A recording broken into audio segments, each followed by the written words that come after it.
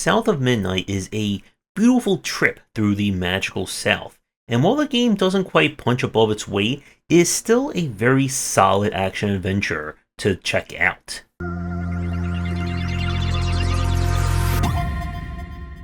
In South of Midnight, we play as Hazel Flood.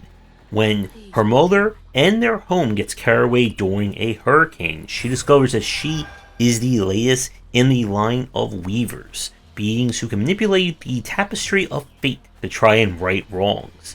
And we're going to take a trip through the South, learning all about generational trauma, racism, and doing it all with some very catchy and memorable music to go with it. Now, if you've been watching footage or screenshots of this game, it may be easy to think that this is another 3D open action adventure title. But what we have here is kind of a throwback to the kind of days of the PlayStation 2, PlayStation 3 era of 3D action. Each level is a very wide open space, but still kept very linearly in terms of where you're going to be going, what you're going to be doing. The two main loops here are going to be movement slash platforming, and of course some 3D combat. So to start with the movement, it feels really solid all throughout the game. You'll get the staples, such as double jumping, that kind of like gliding to slow down your descent when you're in the air, wall running, and more. And you'll be making use of that for puzzle solving and just getting from point A to point B. While the main path through the levels is going to be linear, there are of course secrets and MacGuffins hidden off of it. That can get you access to more upgrades and more lore of the world. Now when it comes to combat, it is your kind of standard dodge focus system. You'll be able to get a kind of counter move anytime you do a perfect dodge around enemies. You have a normal attack and you'll get access to up to 5 different spells.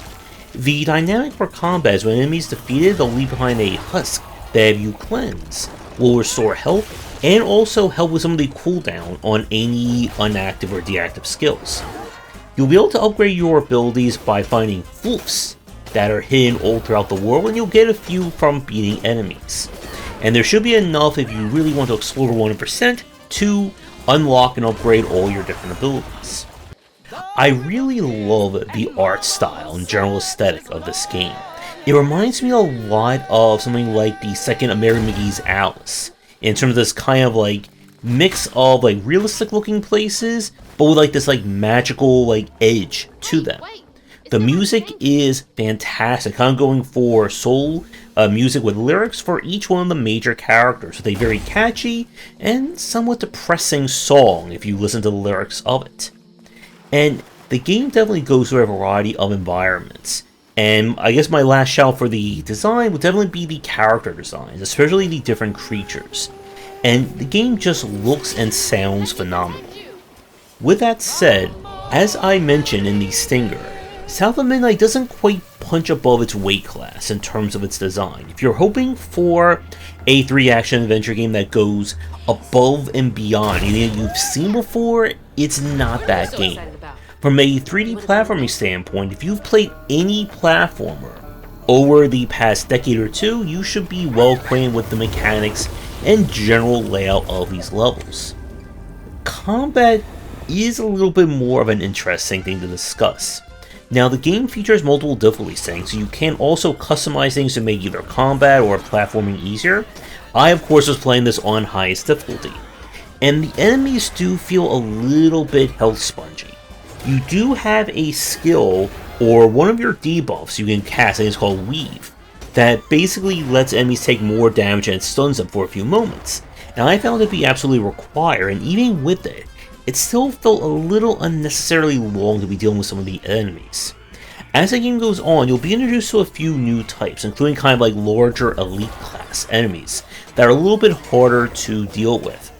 Part of it is that you only have a few moves that can hit stun. You have kind of like a jump smash attack, as well as your different skills. And the game does give a really good attempt at kind of giving you enemy or attack predictions. If an enemy is off screen and they're about to attack, you'll get a sound cue as well as kind of like a little arrow highlight. When they're on the screen, you do not get that. And it can be a little awkward sometimes to spot these attack tells, especially the enemies that have like multiple limbs. Because it's very hard to tell between, idle arms or moving around a pose to I'm about to hit you pose. And speaking about getting hit, I did run into some peculiarities with the combat, and for anyone who played this game all the way through, I'm curious if you felt the same thing. So the first point is that while you can dodge cancel out of attacks, you cannot dodge cancel if the attack connected. So I have these situations where I'm hitting an enemy, I'm getting the warning that no one's about to strike me, but because I'm in mid-combo with someone else, even though I'm mashing dodge, I still take a hit. And there were some cases where the kind of attack predictors and the hitbox didn't really line up. I was hit by something even though I was outside of the supposed attack range. While these issues don't damn South of Midnight, it did start to leave combat feeling a little bit more frustrating by like the back to quarter half of it. You unlock all your spells relatively, I would say maybe by like the 50% mark of the game, and then it's just you doing the same thing arena to arena to arena. And I would have liked to have seen maybe like a little bit more ways of speeding up combat. And while you do get some fancy upgrades, being able to stun or put a debuff on enemies when you do a perfect dodge really saved me during some of the final parts, I did start to feel a little bit tiresome with it by the very end. The story does carry this game, and in terms of length, I think we finished this game in about 8.5 to 9 hours, give or take, and this is a really solid kind of like weekend style game. As I said, I love the story, and I hope we do see more of this world and these characters. All in all, as I was saying about this on the stream, South of Midnight, I would put this in like the B range of a game. It's not a bad game, but if you're looking for something that does something different with these mechanics, you're just not going to find that. But still, I enjoy this one from beginning to end. And with that, that's going to do it for this review. This was played with a Games Pass key. Limited your game or a future review does not have to involve soul music, generational trauma, or very unusual creatures. Please reach out. If you did finish this one, let me know what you think about it down below. And with that, I will see everyone for our next video. Thanks for watching, and a special thank you to our Patreon supporters. If you enjoyed the video, do the YouTubing stuff, be sure to visit our Discord and Patreon, and you're interested in more in my thoughts on design, check out my game design books.